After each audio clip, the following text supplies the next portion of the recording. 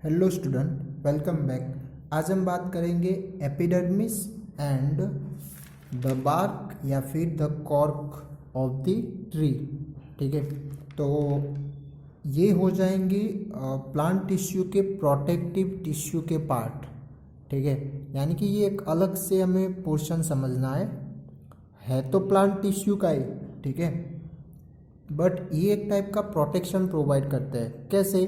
जैसे कि हम यानी कि ह्यूमन ही है, तो ह्यूमन डिफरेंट डिफरेंट सीजन में, यानी कि वह चाहे विंटर हो, समर हो या फिर मानसून हो, तो विंटर में ठंड से बचने के लिए हम स्वेटर पहनते हैं। ठीक है, इसी तरह समर में कॉटन क्लोथ पहनते हैं गर्मी से बचने के लिए, और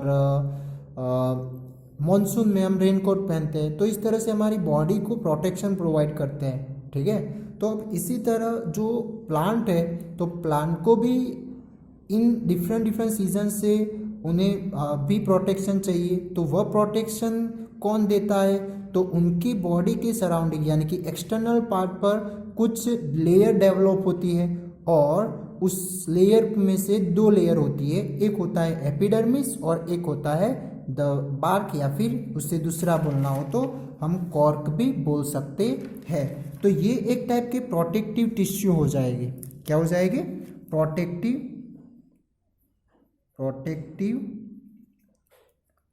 टिश्यू। ठीक है, और इन प्रोटेक्टिव टिश्यू के दो पार्ट हो जाएंगे। एक हो जाएगा एपिडर्मिस और एक हो जाएगा द बार्क, या फिर उससे दूसरा बोलना हो तो कॉर्क भी बोल सकते हैं हम। ठीक है, तो यही दो आज हमें समझने हैं। तो फर्स्ट देखते हैं एपिडर्मिस।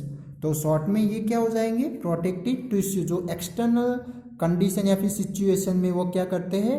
प्लांट को प्रोटेक्शन प्रोवाइड करते हैं। नो डाउट दूसरे भी उसके फंक्शन होगी, वो हम उसके पॉइंट में देखते हैं। तो फर्स्ट देखते हैं एपिडर्मिस। तो एपिडर्मिस क्या है? तो outer most layer of the plants part is made up of single layered cell called epidermis. तो जो प्लांट्स पार्ट्स जो है डिफरेंट डिफरेंट, वो चाहे लीफ हो, रूट हो, स्टेम हो, ठीक है, कोई भी फ्लावर हो, ओके, तो उनकी जो आउटर मोस्ट लेयर होती है, और वह भी एक सिंगल लेयर। किस तरह से? मान लो कि इस तरह ये सेल है, वह एक दूसरे को इस तरह से अटैच में है, ठीक है, कांटेक्ट में, तो ये क्या हो जाएगी? प्लांट ये सेल की एक लेयर हो जाएगी। तो इस तरह से जो आउटर मोस्ट लेयर होती है प्लांट्स पार्ट की, वह एक सिंगल लेयर में सेल सारे क्या होते हैं? एक दूसरे से अटैच होते हैं। तो इस तरह के आउटर मोस्ट लेयर को क्या बोला जाता है? एपिडर्मिस बोला जाता है। ठीक है, अब देखते हैं उसके स्ट्रक्चर के बारे में। तो स्ट्रक्चर कैसा होता है? तो इनके जो सेल्स है, एपिडर्मल सेल, तो वो कैसे होते हैं? तो फ्लैट होते हैं। ठीक है, इसके साथ साथ इनके बीच में कोई भी टाइप की इंटरसेल्युलर स्पेस होती नहीं है। तो वो तो होना ही था। क्यों? क्योंकि ये एक टाइप का प्रोटेक्शन प्रोवाइड करते हैं। ठीक है, तो प्रोटेक्शन प्रोवाइड होना है, तो अब ये सेल के बीच में कोई भी तरह की जगह होनी नहीं चाहिए, वरना तो क्या हो जाएगा? उन्हें प्रॉब्लम क्रिएट हो सकती है। ठीक है, या फिर कुछ तरह के जो एनिमल्स यानी कि कुछ ऑर्गेनिज्म है, लाइक फंगी है, बैक्टीरियाज है, वह भी उन्हें डैमेज कर सकते हैं। ठीक है, तो इसकी वजह से यहाँ पर जो इंटरसेलुलर स्पेस देखने को मिलेगी नहीं, क्योंकि वह सारे सेल एकदम क्लोजली पैक होते हैं। ओके, तो नेक्स्ट देखते हैं कि their outer and side walls are thicker than the inner walls. अब इनकी ये जो स्टेटमेंट है उसे शॉर्ट में समझना हो तो ये जो एपिडर्मिस की जो लेयर होती है, उनकी जो एटमॉस्फेयर के कांटेक्ट में या फिर एक्सटर्नल कांटेक्ट में जो भी वॉल्स है, तो वह इनर वॉल के कंपेयर कैसी होती है? थिक होती है।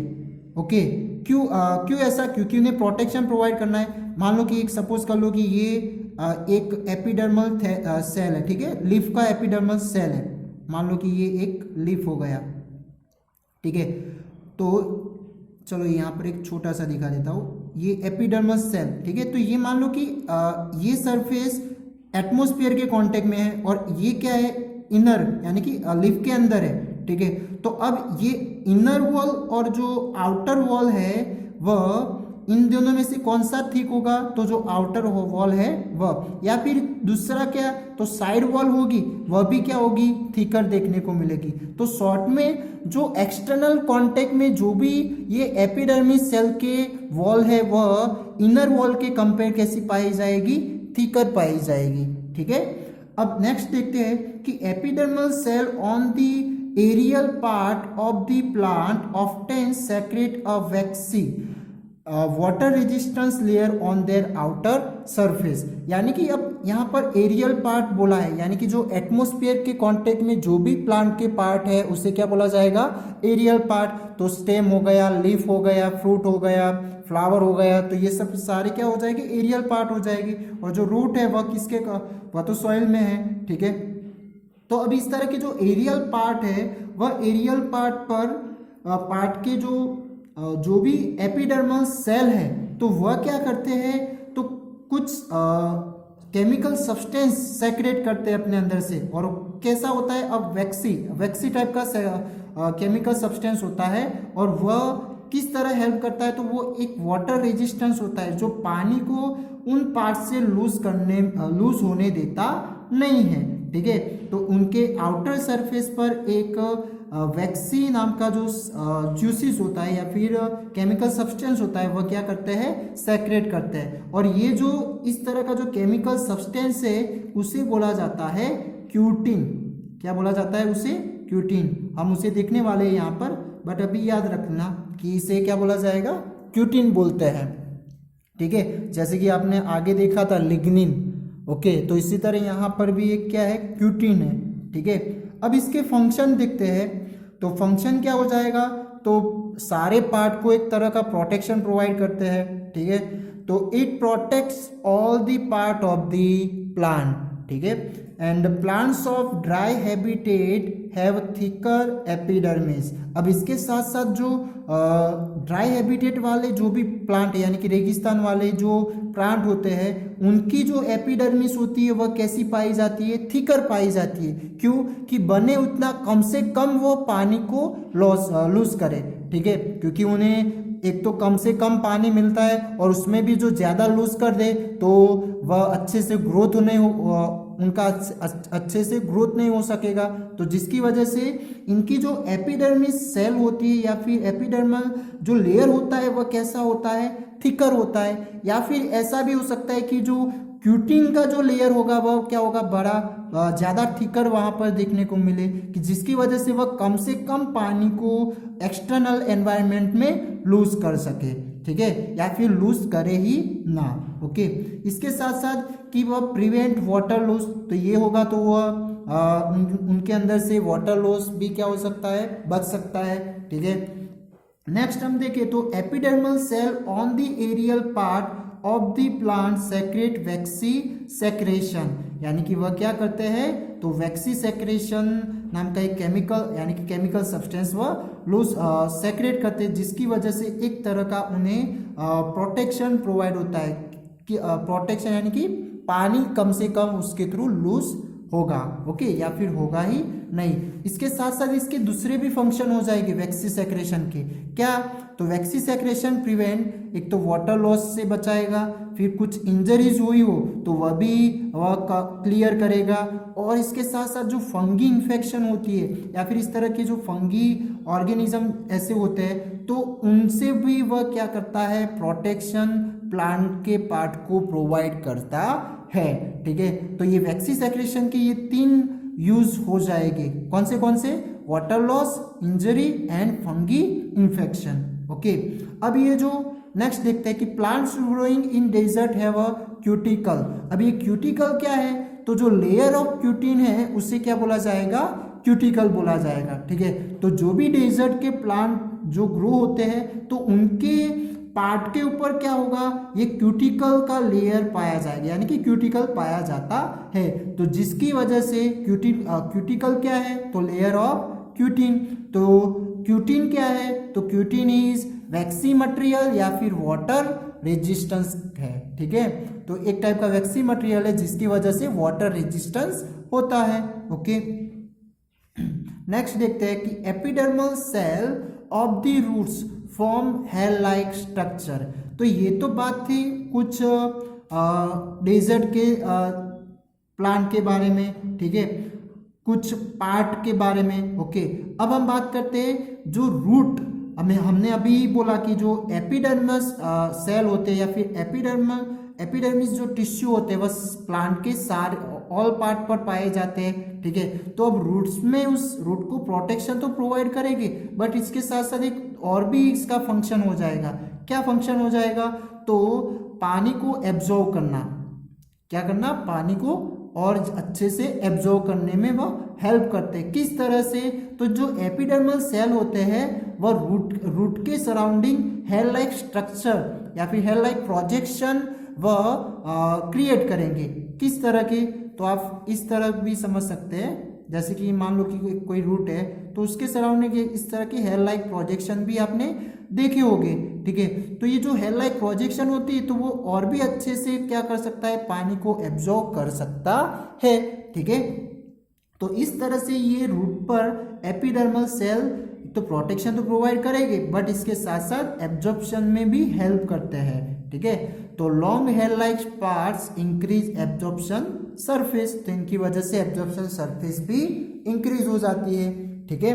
अब हम बात करते हैं लीफ के ऊपर के एपिडर्मल सेल के बारे में, ठीक है। और उसी के साथ एक टॉपिक आएगा स्टोमेटा। अभी स्टोमेटा आपने आगे भी पढ़ के आए हैं, ठीक है। तो स्टोमेटा एक क्या है? तो लीफ के ऊपर जो टाइनी पोर्स देखने को मिलते हैं उसे क्या बोला जाता है? स्टोमेटा। और उनके थ्रू ही क्या होता है? तो गैसियस एक्सचेंज होते हैं, ठीक है। या तो फिर जो ट्रांसपिरेशन की प्रोसेस वहां पर होती है ना, तो वो लीफ के थ्रू जो वाटर है वह वाटर वेपर के फॉर्म में एक्सटर्नल एनवायरनमेंट में रिलीज होता है, यानी कि एटमोस्फियर में रिलीज होता है, ठीक है। तो अब देखते हैं स्टोमेटा के बारे में। तो स्टोमेटा की डिफाइन क्या हो जाएगी? तो the small pores in the epidermis of the leaf is called stomata. Okay, तो एपिडर्मिस जो लीफ के जो एपिडर्मिस सेल है या फिर एपिडर्मिस लेयर है उनमें जो स्मॉल पोर्स पाए जाते हैं, छोटे छोटे होल्स, तो उन्हें क्या बोला जाता है? स्टोमेटा बोला जाता है। आप फिगर में भी देख सकते हैं कि ये आपको देखने को मिल रहा है, वह क्या है? तो एपिडर्मल सेल, ठीक है। और इसके साथ साथ जो किडनी से जो स्ट्रक्चर आपको देखने को मिल रहा है ये वाला, तो ये क्या हो जाएगी? तो ये हो जाएगा गार्ड सेल। ये क्या हो जाएगा?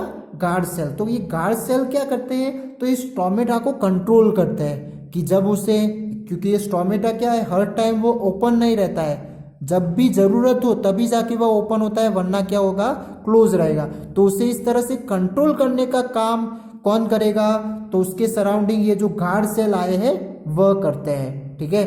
तो और उसके साथ साथ इनके बीच में जो हमें पोर्स देखने को मिलता है, जो होल्स देखने को मिलता है, उसे क्या बोला जाएगा? स्टोमेटा बोला जाएगा, ठीक है।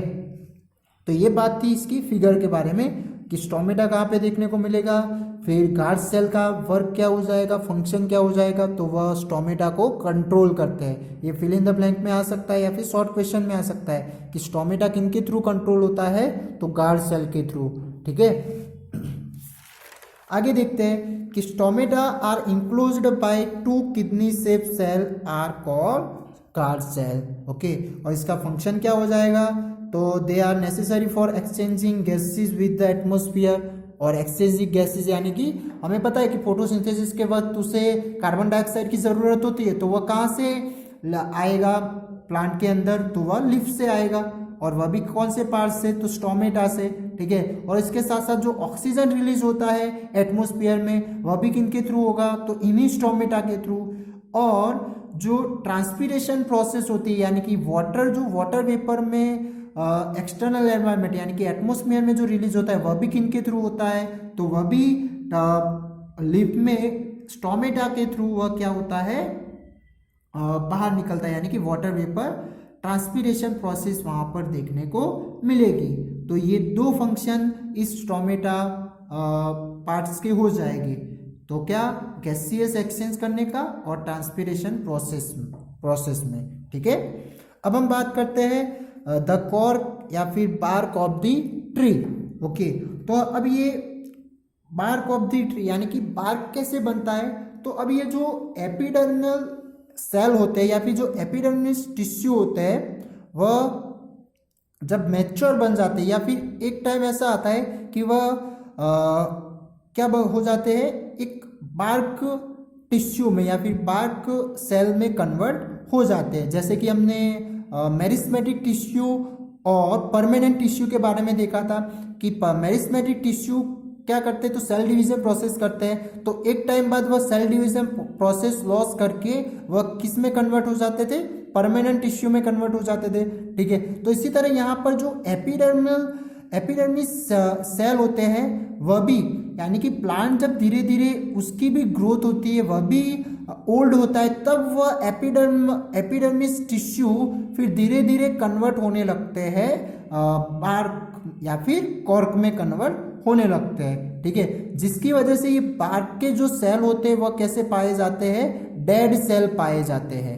वह कैसे सेल हो गए, उनके बार्क टिश्यू के सेल कैसे हो गए, डेड सेल होते हैं। ठीक है, तो देखते हैं अब कॉर्क के बारे में। As the plant grow older the outer protective tissue undergoes certain changes. तो जब जैसे जैसे प्लांट ग्रो होता है, तब ओल्डर होता है, तब वह उसकी जो protective tissue, outer protective tissue यानी कि जो एपिडर्मिस टिश्यू है, वह अपने अंदर कुछ सर्टेन चेंजेस करने लगता है। ठीक है, और इन सर्टेन चेंजेस होने के बाद वह किस में कन्वर्ट हो जाएगा, बार्क में कन्वर्ट हो जाएगा। ठीक है, तो अब ये किस तरह से होगा, तो वह भी देख लेते हैं। A strip of secondary meristem replace the epidermis of the stem cells on the outside are cut off from this layer and this form the several layer thin cork and the bark of tree। यानी कि ये जो epidermis tissue होते हैं, तो वह उनके जब मेरिस्टेम टिश्यू पाए जाएंगे, सेकेंडरी मेरिस्टेम टिश्यू में जब कन्वर्ट होता है, तब वो उसका जो आउटर पार्ट है वह और भी थिक होने लगता है। ठीक है, और थिक होने के साथ साथ वह किस में कन्वर्ट हो जाएगा, तो कॉर्क या फिर बार्क में कन्वर्ट हो जाएगा। तो उसकी जो आउटर साइड की जो थिक लेयर होगी एपिडर्मिस की, वह किस में कन्वर्ट हो जाती है, कॉर्क या फिर बार्क में कन्वर्ट हो जाएगा। ओके, अब इनकी कुछ प्रॉपर्टीज के बारे में देख लेते हैं। तो cells of cork are dead, okay, and compactly arranged without intercellular space। तो इनके बीच में भी intercellular space देखने को मिलेगी नहीं। ठीक है, and they also have a chemicals called suberin। अब इनके पास भी एक केमिकल सब्सटेंस होता है, जैसे हमने यहाँ पर देखा था क्यूटिन। क्या था, क्यूटिन। तो क्यूटिन एक वैक्स मटेरियल या फिर वाटर रेजिस्टेंस था। ठीक है, तो इसी तरह यहाँ पर भी बार्क के ऊपर भी एक केमिकल मटेरियल आया होता है, जिसे क्या बोला जाता है, तो सुबेरिन बोला जाता है। ठीक है, तो ये इसका भी काम क्या हो जाएगा, तो in their walls that makes them impervious to gases and water. तो ये भी प्रोटेक्ट करता है या फिर प्रिवेंट करेगा गैसियस और वाटर से, यानी कि ना तो वो अंदर से बाहर इस तरह से गैस या फिर वाटर एक्सचेंज हो सके, या फिर एटमॉस्फेयर से वह अंदर आ सके। वह ओनली फॉर पर्टिकुलर पोर्शन से ही वहाँ पर ये इस तरह की गैसियस या फिर वाटर की एक्सचेंजिंग हो सकती है। ठीक है, तो इसी के साथ साथ यहाँ पर ये सुबेरिन का ये फंक्शन हो जाएगा। ओके, कि इस तरह गैसियस और वाटर से प्रिवेंट करते हैं, वहां से वो आने जाने देंगे नहीं। ओके, तो ये बात थी कॉर्क के बारे में। तो आज हमने बात किया प्रोटेक्टिव टिश्यू के दो टाइप्स, कौन से, एपिडर्मिस एंड कॉर्क। ठीक है, थैंक यू।